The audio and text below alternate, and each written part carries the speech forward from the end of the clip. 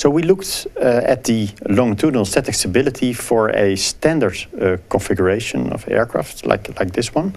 And today we will discuss the standard periodic movements, oscillations, both periodic and aperiodic actually, which such a standard configuration has. And maybe you can recognize some of them in real flight later.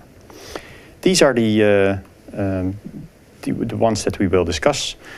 Two longitudinal ones, the phugoid and the short period, and laterally the Dutch roll, aperiodic roll, and the spiral. What are they? Well, let's start with the phugoid. The phugoid is a very slow maneuver which goes something like this. It goes nose up, nose down. And if we look at it more carefully, we have an animation here. Let's go full screen and then look at the animation. What it does is basically exchanges kinetic and potential energy. So the altitude energy and the energy due to speed. So you have less altitude and higher speed in the lower part, and then it decreases again. And this can continue for quite a while. It's not damped very much. And the period is about 30 seconds, so that's really noticeable.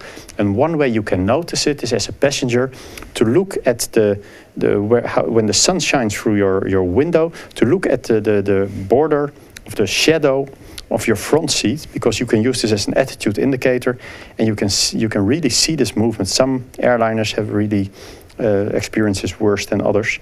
And try if you can see this the next time that you're in the passenger seat of an airliner. There's also a faster one. A short period has basically the same kind of movement. So it also goes up and down, but it dampens out very quickly.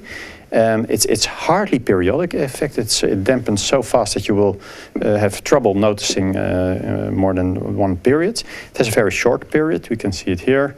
Basically the same movement, but then very quickly damped. And this period is 2 to 5 seconds. And like I said, hard to notice because of the high damping. Well, laterally, there are different movements, and one that is a sort of you could regard it as the phugoid for asymmetrical movements is the Dutch roll, which is basically like a swing or a pendulum, where the aircraft does something like this, and it does it very gently, not very well damped. We have a picture of it here. It's really large excitations, and not very well damped. Other typically asymmetrical movements of standard configurations are the spiral. And this, of course, means that when the aircraft goes into a spiral, that there's more lift required. So the pilot pulls, or the aircraft reacts with a higher angle of attack, but the aircraft pulls, and if you generate more lift, you will create more centrifugal motion, and you might pull it into the spiral.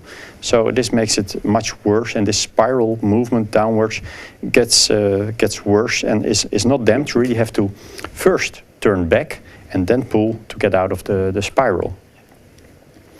And the final one is the aperiodic roll, and that's a short excitation in roll movement, which is automatically corrected.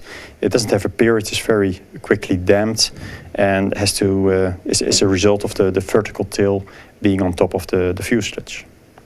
So those are 5 typical motions that every standard configuration aircraft, so wing first and the tail aft, and the vertical tail, one vertical tail on top, that experiences these oscillations.